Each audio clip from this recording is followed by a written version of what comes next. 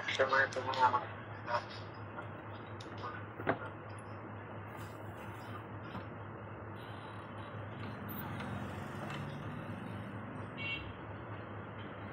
Sorry ভাই, আপনি হয়তো তাহলে ভুল জায়গায় নক দিয়েছেন। ঠিক আছে, আমি আপনার সাথে কখনো পরিচিত ছিলাম না। আপনি অন্য জায়গায় হয়তো দেখছেন বা কথা বলছেন। আমি আপনার সাথে প্রথম কথা বলতেছি, আর এরকম কোনো অ্যামাউন্টে আমি কখনোই কারোর সাথে কোনো লেনদেন করি নাই। বুঝতে পারছেন?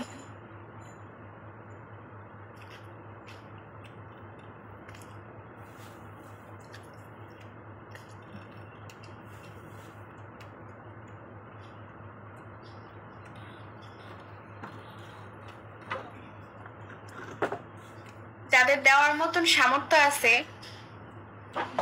2,000 টাকা, 1,000 টাকা থাকে না, আমাদের আমাদের মতো মেয়েদের দেখা যায়, আমরা যদি ভালো মতো লাইভ করি তাহলে আমাদের গিফট করার ক্ষেত্রে অনেক টাকা নষ্ট হয়।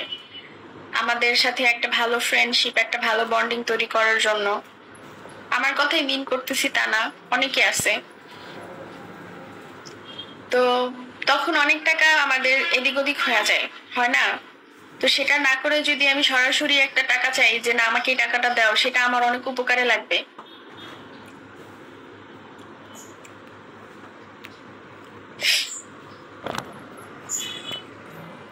তোমাকে আমি কি করলাম? আমি চলে যাব কিন্তু।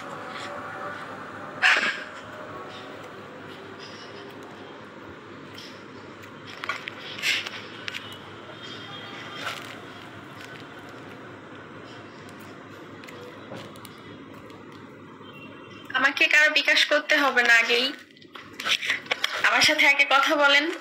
কথা বলার পরে যদি মনে হয় আমি কোনো বাটপার, তাহলে দিয়েন না। আর যদি মনে হয় যে না মেয়েটা ঠিক আছে, তখন দিয়েন। ঠিক আছে? আমি অনেকে আমার কাছ থেকে বিকাশ নাম্বার চাইতেছেন, আমি সরাসরি কারো বিকাশ নাম্বার দেই না।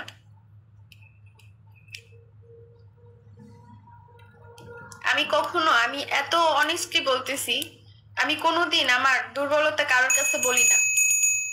এটাও আমার দুর্বলতা না, হয়তো আমার সময়টা খারাপ যাইতেছে তাই আপনাদের কাছে বললাম। আপনারা প্রবাসী, আপনারা এই সাইটে এসে লাখ লাখ কোটি কোটি টাকা খরচ করেন।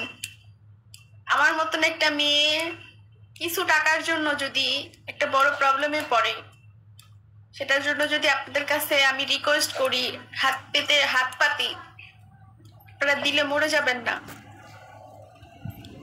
আপনারা দিলে মারা যাবেন না। হয়তো আমি একটু ভালো থাকতে পারবো,